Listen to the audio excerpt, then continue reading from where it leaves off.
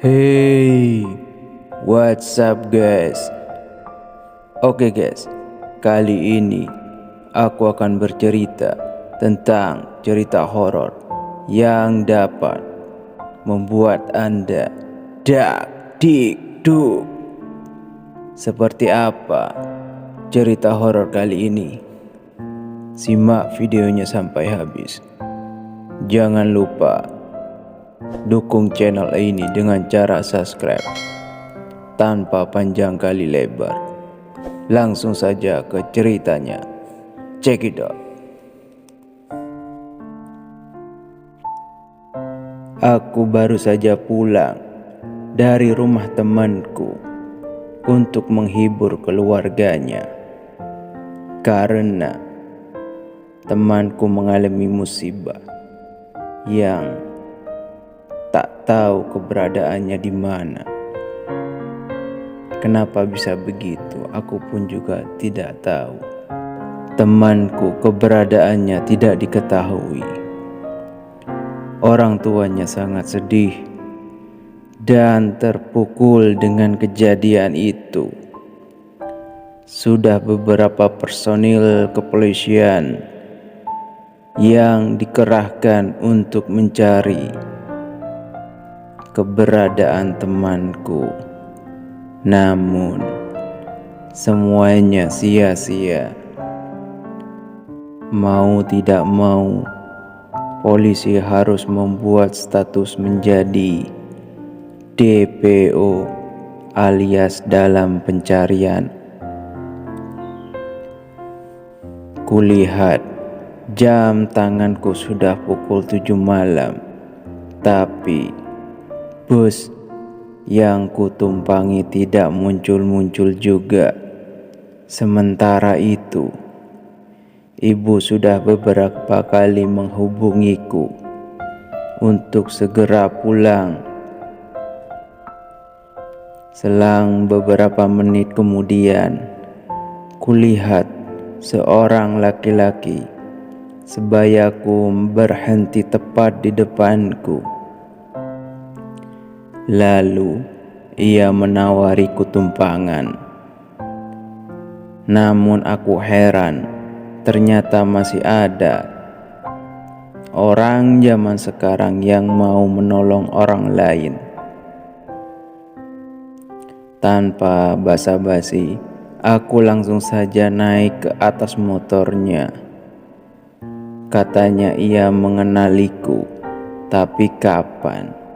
Aku bingung dan merasa tidak pernah bertemu dengannya. Tapi biarlah, aku hanya mengiyakan semua omongannya. Yang penting, aku sudah dapat tumpangan dan ingin bertemu dengan ibu dan keluargaku secepatnya. Di sepanjang jalan, aku mencium aroma tidak sedap yang berasal dari badannya. Namun, ia terus berbicara panjang lebar mengenai sisi kehidupannya yang serba suram. Aku sangat terbawa ke dalam ceritanya yang terlalu hiper meskipun suaranya terdengar serak-serak basah.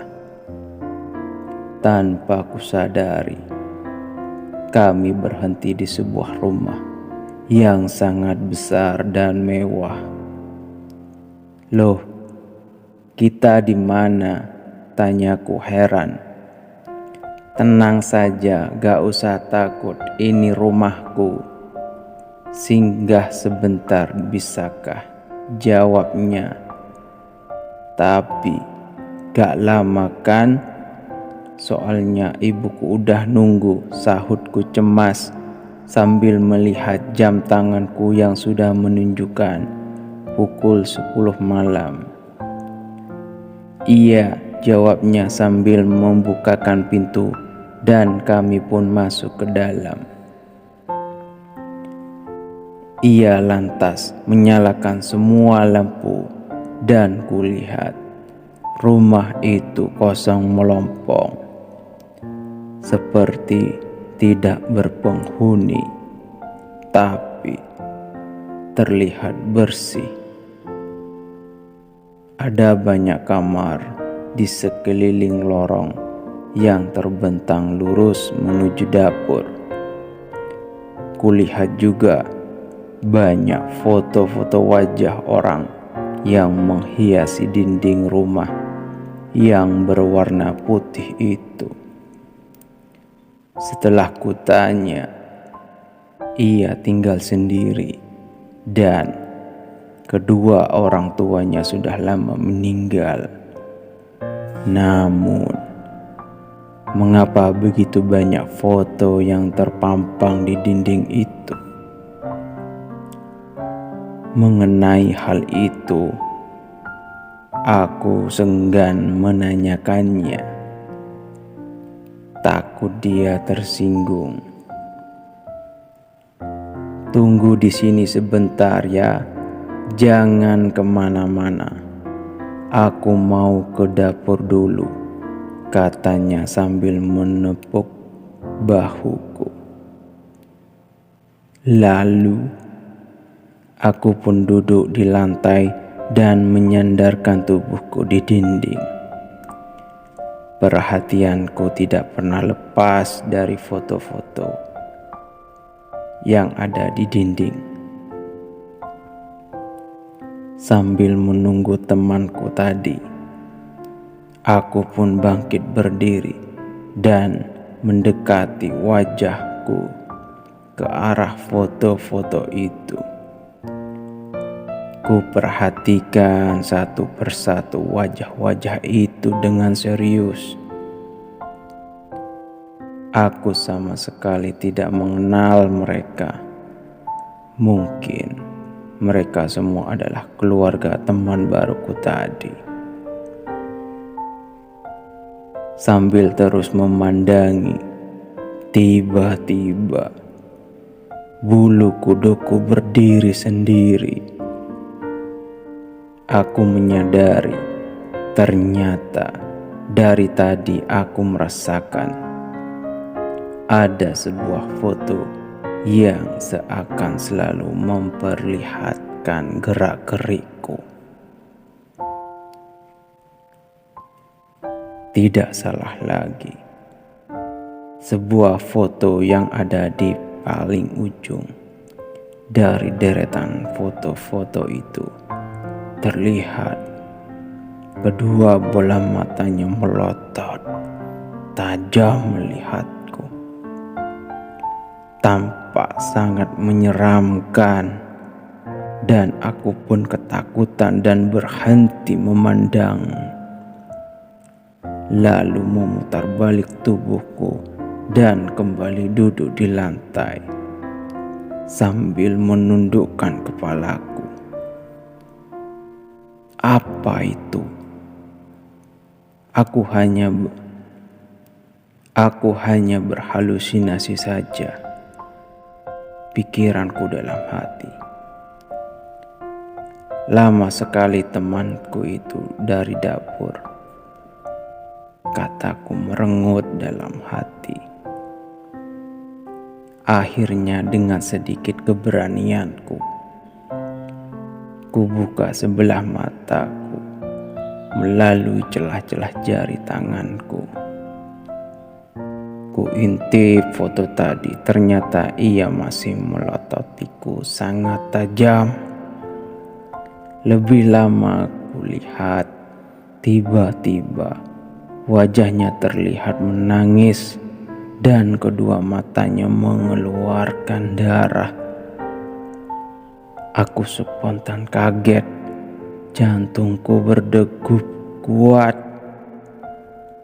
Aku menyadari bahwa itu seperti wajah temanku yang hilang beberapa waktu yang lalu. Ada apa ini? Kenapa fotonya ada di sini? Tanyaku sangat heran di dalam hati. Ku intip lagi foto itu. Matanya bergerak-gerak seakan ada sesuatu yang ingin disampaikannya kepadaku. Dan foto-foto lain pun ikut memperlihatkan wajahnya yang menangis sangat menyeramkan. Aku beranjak dari posisiku dan melangkah pelan-pelan melintasi lorong untuk menuju dapur. Aku ingin mengetahui apa yang sedang dilakukan teman baruku itu. Sesekali ku tempelkan ujung jariku di pintu-pintu kamar itu, namun terkunci. Terus aku melangkah dan melangkah. Tibalah aku di ujung lorong dan bersebelahan dengan dapur. Aku mendengar suara pisau yang sedang diasah-asah dan sesekali terdengar suara erangan. Lantas aku mengintip melalui lubang kunci dan aku tidak bisa melihat apa-apa. Yang terlihat hanya warna putih dan sesekali berkedip. Aku berkeringat dingin setelah menyadari bahwa ia juga mengintipku lewat lubang yang sama. Aku berlari sekuat tenaga dan menjauhinya. Aku menyadari kalau dia itu bukan manusia, setan, atau apalah sejenisnya. Kubuka semua pintu untuk keluar tapi terkunci, dan kudobrak tapi sia-sia. Kali ini habislah aku pikiranku. Aku putuskan untuk bersembunyi di dalam salah satu kamar. Siapa tahu ada yang tidak terkunci. Ternyata benar, ada kamar yang letaknya di tengah lorong, tidak terkunci. Aku pun dengan cepat masuk dan mengunci pintu, lalu bersembunyi di dalam sebuah peti kayu yang ada di dalam, lalu menutupnya. Aku sangat ketakutan.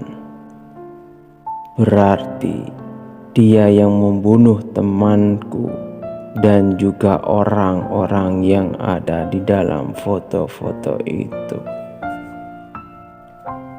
Tiba-tiba di dalam keheningan, aku mendengar suara langkah kaki berjalan menuju lorong.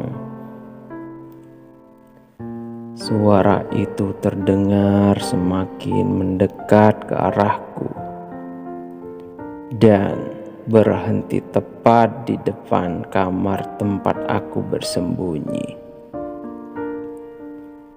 Dan ia berusaha membuka pintunya. Brak! Pintu itu pun terbuka. Aku sangat gemetaran dan menggigil. Tolong aku Tuhan, tolong aku Tuhan. Aku terus berdoa di dalam peti yang terasa panas dan gelap itu. Aku terus memejamkan kedua mataku. Lalu peti itu dibukanya. Sret, brak! Aku merasakan kepalaku diangkatnya, lalu membawa pergi, dan kulihat tubuhku tanpa kepala di dalam peti yang sudah bersimbah darah dan kaku. Sungguh sakit kurasakan di leherku. Diletakkan kepalaku di atas meja dan memotretku. Lalu aku pun tewas setelah makhluk itu merebus kepalaku di dalam sebuah periuk besar.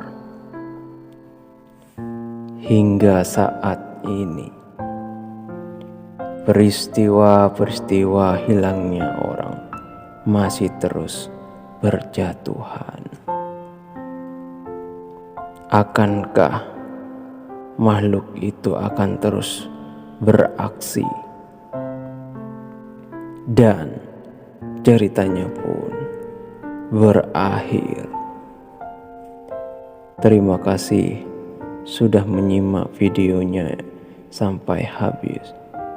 Semoga kalian terhibur dan sampai jumpa lagi di cerita-cerita berikutnya.